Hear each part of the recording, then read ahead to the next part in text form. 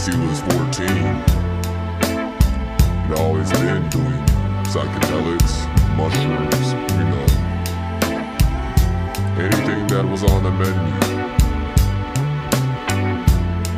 He's on the search for one place that you'll never find. Working together to try to keep it under control. But agencies, scientists, and citizens are working together to try to keep it under control.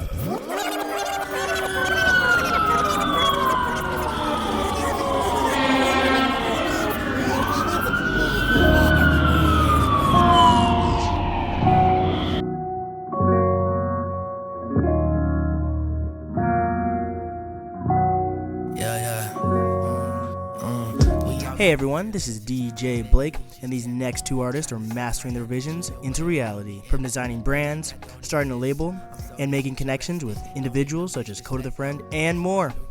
Let's take a dive into our world. Carter and Ellis Wilson.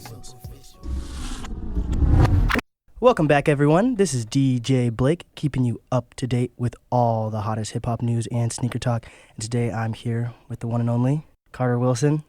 So Carter, I'm psyched that you're here, honestly. One of my favorite artists is actually Coda the Friend, so when I found out that you were opening for him, I was psyched. Like, how did you even get that connection like that?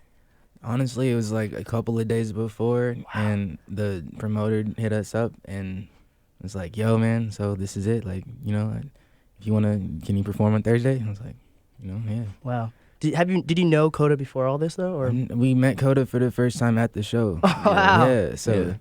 It just it was some just weird coincidence. Like he just knew, or his people knew the promoter, and they, he just hit me up, and then wow, yeah, so kind of wild, but it was tight. So that's a great opportunity. Like we really love what Coda's message is all about, and even if you don't know Coda that well, just the opportunity to be around him like that is crazy. Yeah, honestly, because what something that he told me about, not Coda, but his people, he was saying that what really made him stand out to them was that he does everything himself, kind of what we're talking about, just like that do-it-yourself aspect. So that's something that's it does work, and you can get to the big stage by doing it in-house and really maintaining your creative control. So it's tight. Are you focused on being more of an independent artist then, or would you want to be signed to a label, or what are your dreams and goals in that aspect? I mean, nowadays we have access to everything, whether it's you want to learn how to do video editing, you want to learn how to how the actual label works. You don't have to actually get signed. Also, just to come in, I'm Carter's brother. Basically, we already have our own label, too. So that label, our goal as far as getting connections would be getting, a distribution deal through our label to then get, more visibility for the stuff that we do. So it's kind of along those lines. We don't really have any intention of being actually fully signed to a label, whatever the language is, because we don't want to give just up. have a label to back you up at least. Yeah, exactly, because we don't have access to certain channels where you're going to get all the visibility. But I think that's cool that it's three of you guys, right? Mm-hmm. There's only two of you guys here today, but so you guys all bring a different aspect to the table, right? So Carter is more of you write and rap, right? Mm-hmm. And then your brother Ellis is more of the... Well, I make music too, and then we basically we all mix and record our own music, and then we I'd say we each do every single thing that needs to be done in the label, so we kind of don't really delegate different tasks to each other. We just kind of all work together on what needs to get done, and then and since we're all brothers, that communication's there, so there's no those weird work relations where you have to balance certain things. So it kind of all just runs smoothly, and then for example, our little brother, he shot the video for a single off his album. Yeah, we just sat in my room the night before. He drew up this little storyboard. And then I shot B-roll and all that stuff. And then any other, if we want to do another video, it might be Carter shooting my video and I'm doing. So something like that. So you guys all know how to do everything, which is nice. Yeah. Keeping it home and close to heart. And that's chasing the over there. Keeping it home and close to heart. Yeah, that's great. It's great where all the creativity just comes together and flows, and then that's a beautiful thing. Yeah. And we can bring each other along too. I started kind of recording. Perry's 19. So it's now he's kind of taking that step of really doing it even more, and then we're all here because we've done it. So it's okay, this is how you do this is how you do that.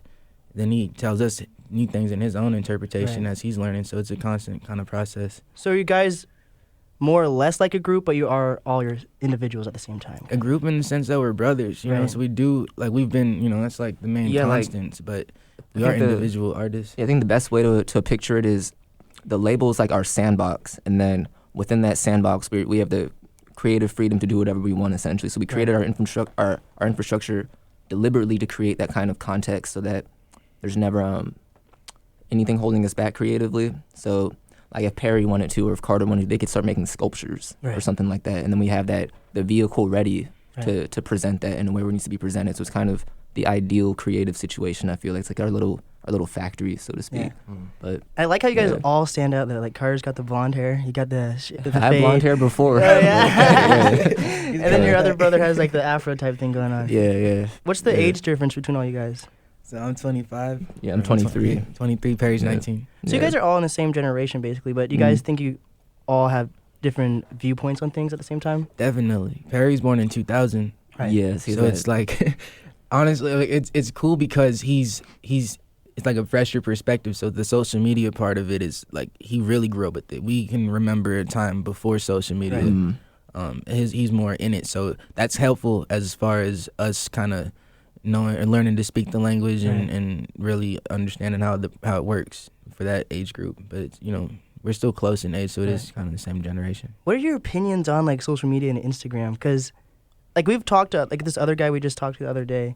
He has like a business social media, and he'll have like 7,000 followers, but only gets like 40 likes. Yeah. So, low but do engagement ratio. you think that?